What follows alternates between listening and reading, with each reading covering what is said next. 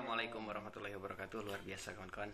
Hari ini sedang bersama top leader Dani Abdul Gadi, ingin menanyakan beberapa hal. Hanya sebuah pertanyaan dari beberapa mitra ya. Oke, next video. Udah? Sok. 1, 2, 3. Kameranya ke depanin. Ya, assalamualaikum warahmatullahi wabarakatuh. Waalaikumsalam warahmatullahi wabarakatuh. Salam sukses luar biasa. Saya Rizyan Nugraha dan bersama top leader saya, leader Dani Abdul Gani. Alhamdulillah hari ini kita bisa sharing santai ya.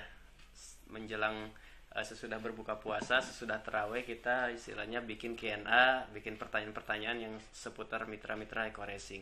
Jadi maaf nih Kang Dani sebelumnya ya, sama mengganggu waktunya. Santai.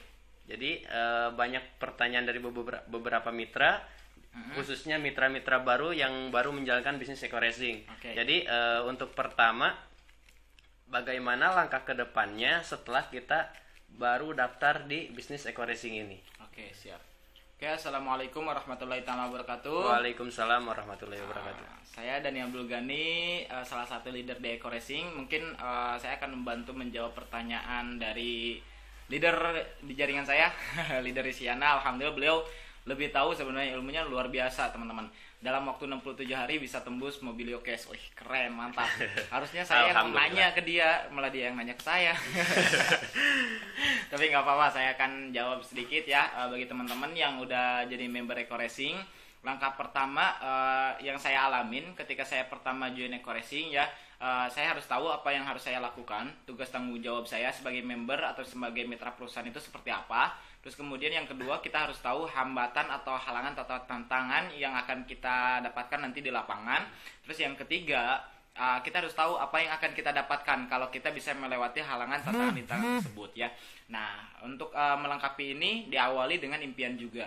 Nah, ketika misalkan kita dijelasin eco racing, contoh saya ketika pertama dijelasin eco racing, Kang Isan, itu waktu itu dijelasin 300 poin kiri, 300 poin kanan dapat mobil cash. Betul. Nah, kalau sekarang kan 350 ya. 350 ya. Kalau dulu nggak ada motor juga. Kalau sekarang ada motor ada dulu, motor, 100 baru pasang. ke mobil ya. 100 pasang motor 20 juta. Lah, anggaplah misalkan teman-teman punya impian yaitu pengen mendapatkan 1 unit motor cash reward dari eco racing dengan target poin 100 pasang ya. Nah, itu impian teman-teman. Terus kemudian cari tahu tugas tanggung jawab teman-teman di bisnis ini seperti apa. Nah, tugas tanggung jawab seperti halnya teman-teman kerja. Kalau kerja di Alfamart misalkan bagian kasir, kerjanya ngapain? Ya bagian misalkan ngitung Jadi kasir. Misalkan buat masukin data dan sebagainya, Masukin layanin pelanggan, terus ngitung duit mungkin ya seperti itu. Dan itu dilakukan berapa kali? Sering iya. Terus bukan kita 1 kali 2 kali betul. hari ini ngelakuin itu, besoknya gitu lagi, Pasti, besoknya gitu iya. lagi, betul nggak? Betul. Nah, begitu pun dengan bisnis ini sama seperti itu juga. Nah, tugas kita apa?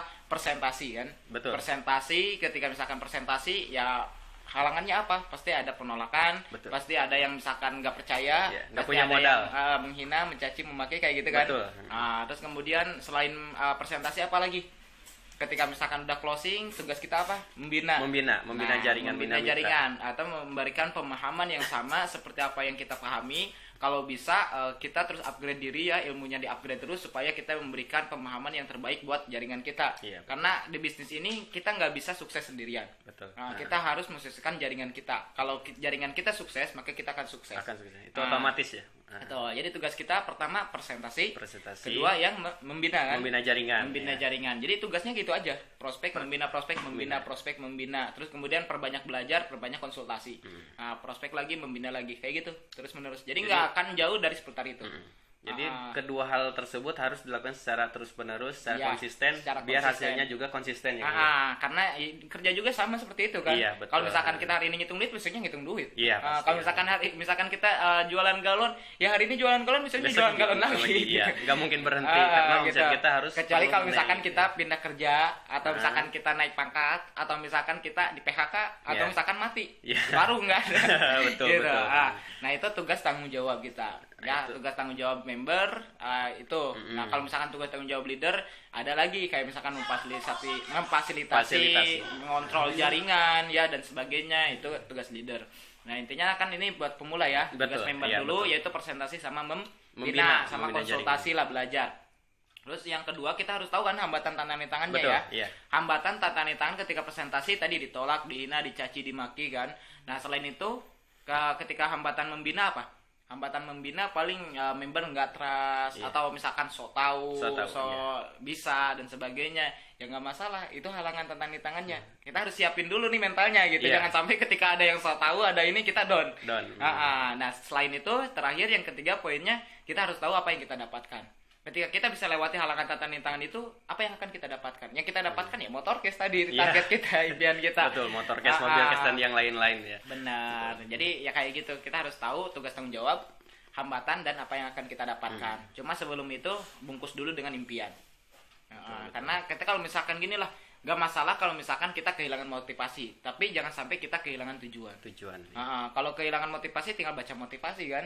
Atau Tapi mendengarkan, ya. kadang-kadang baca motivasi, dengerin motivasi kita nggak termotivasi lagi. Kenapa? Karena kita nggak punya tujuan, Iya. nggak punya impian. Kalau punya tujuan, punya impian, ketika kita hilang motivasi pun akan termotivasi lagi nanti ketika kita ingat impian kita. Betul ya. Ah, Nah, jadi begitu kawan-kawan ya, itu jadi yang pertama itu prospek, kemudian membina jaringan, dan itu harus dilakukan secara terus-menerus, secara konsisten biar hasilnya juga makin konsisten lagi. Betul. Nah, jadi pertanyaan kedua nih Kang Dani. Siap. Setelah kita mempunyai mitra kan, yang pertama tadi prospek, kemudian membina. Betul. Nah, pertanyaannya dari membina jaringan. Betul. Bagaimana caranya? Cara yang paling efektif ketika kita membina jaringan ke kedalaman yang paling dalam gitu. Oke, sebenarnya gini Mas Isan. Kalau misalkan seorang owner ketika sistem pengen berjalan caranya gimana? Mengontrol. Ya, jadi yang sebelum dia work on business, work on business itu apa? Cuma liatin sistem yang bekerja, Iya, dia betul. dapat hasil. Tapi Iya. sebelum itu pasti work in business dulu. Work in. Maksudnya work in business yaitu bekerja dalam Bisnis. bisnis Iya. tersebut. Nah, seorang owner pun di awal seperti itu. Jadi dia cari karyawannya, dia cari istilahnya bisnisnya mau bisnis apa, tempatnya seperti apa, surat izin kan. Belum lagi mikirin modal yang harus mutar terus Betul, dan iya. sebagainya. Itu di awal mula. Jadi di awal mula kita di bisnis ini ketika misalkan kita udah contoh lah si owner udah punya karyawan, bedanya kalau owner dia cari karyawan yang kualitasnya bagus. Betul. Tapi kalau misalkan di awal-awal supaya gajinya kecil ya setidaknya bisa melakukan apa yang diinginkan. Diinginkan dulu ya. Betul. Tapi kalau misalkan nanti udah ada modal gede dan sebagainya, cari yang benar-benar kualitasnya tinggi, benar nggak? Betul. Nah, kalau di bisnis ini kita kan ngerekrut bebas ya. Bebas, Siapa aja bisa iya. join, mau kalangan menengah, mau kalangan kalangan bawah, bawah, mau iya. kalangan atas. Jadi nggak lihat status sosial Betul. kan. Otomatis kita akan lebih sulit daripada bisnis owner. Kalau misalkan dari segi kalau dari segi perekrutannya, tapi kalau misalkan dari segi modal dan sebagainya di sini modal murah. Murah, betul. Resiko Murah banget. nggak ada. Kalau misalkan bisnis owner resiko tinggi ketika Resiko modal tinggi, gede. modal gede. Nah, intinya kita harus tahu bagaimana seorang owner punya sistem supaya sistem itu berjalan. Jadi punya proses. Yang proses itu enggak Nggak pendek, semudah yang tapi dibayangkan panjang. gitu. Bahkan kalau misalkan pengennya instan, takutnya malah dianya bangkrut, rugi. Iya, betul. Tapi kalau misalkan di sini kita nggak akan ada bangkrut. Karena di awal join aja kita udah dapat produk. Udah, iya.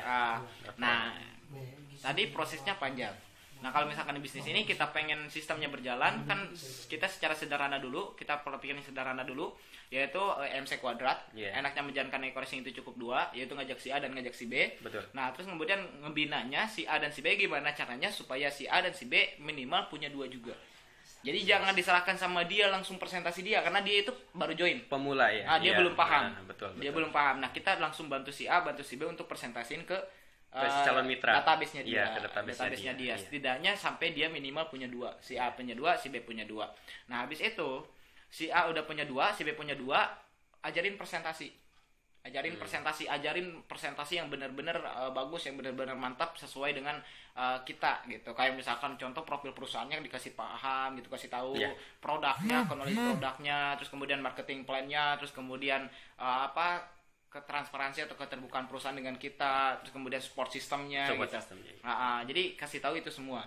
Betul. Nah, setelah itu kita tempel yang di bawah si A ini sama di bawah si B ini, kan dua ya. Ya, Nah, kita dua. tempel bantu presentasi mereka, ajak si A dan si B untuk ikut. Tapi jangan si A si B yang presentasi, tapi kita yang presentasi. iya. Nah, kita yang presentasi. Nah, supaya yang di bawah si A dan Si si B bawah si B ini yang paham. dua orang ini punya dua mitra juga. Punya dua mitra. Dibukain database semua. Jadi kalau misalkan mereka masing-masing setidaknya minimal punya dua. Ya, betul. Setelah masing-masing udah punya dua, Nah, tugas kita di bawah si A kan 2 tadi, di bawah Yeah. si B 2. Nah, yang di bawah si A dan di bawah Si si B B, itu. kita bantu dia supaya bisa presentasi. Ajarin dia presentasi. Nah, dan si A dan si B, dia bagian terjun ke si bawah yang di bawahnya lagi Iya. gitu. Jadi membantu yang di bawah si A yang si B gitu ya. Enggak, di bawahnya lagi. Yang Kan di di bawah si bawahnya A lagi. kan 2 orang. Nah, Iya. 2 orang itu terus ada 4 kan? Oh iya, Nah, ada jadi 4. si A terjun ke 4 orang ini supaya masing-masing punya 2. Punya 2 lagi ya. Nah, kita terjun ke di bawah si A dan terjun ke bawah si B buat dia bisa presentasinya. Berarti. Ah. Jadi nanti terduplikasi ya Kang ya. Iya, si jadi A dan si kerjanya B. program kerjanya jelas. Iya, betul. Program kerjanya jelas. Nah, setelah itu, setelah misalkan si A dan si B udah bisa membantu yang di bawahnya closing 2, kan intinya kita tanyain, kamu udah beres nggak bantu si itu 2? Iya. Udah beres bantu si ini 2? Beres bantu si ini 2? Beres. Kan misalkan udah beres. Kalau misalkan belum, kenapa belum? Apa yang kurang? Kita introspeksi gitu. Nah, kalau misalkan udah nih tercipta 2 yang dibantu sama si A dan si B. Nah, begitupun si A dan si B bantu yang tadi yang udah dibantu untuk dapat 2 supaya bisa presentasi. Nah, terus yang di bawah si A yang 2 orang ini bantu ke bawahnya lagi untuk bantu presentasi. Kan tadi udah diajarin presentasinya. Betul. Nah, semua gitu. Nah, terus lalu langkah kita gimana? Langkah kita bagian mengontrol jaringan ke bawah. mengontrol jaringan apakah kerjanya benar atau tidak gitu. Betul. Apakah SOP-nya sesuai atau tidak.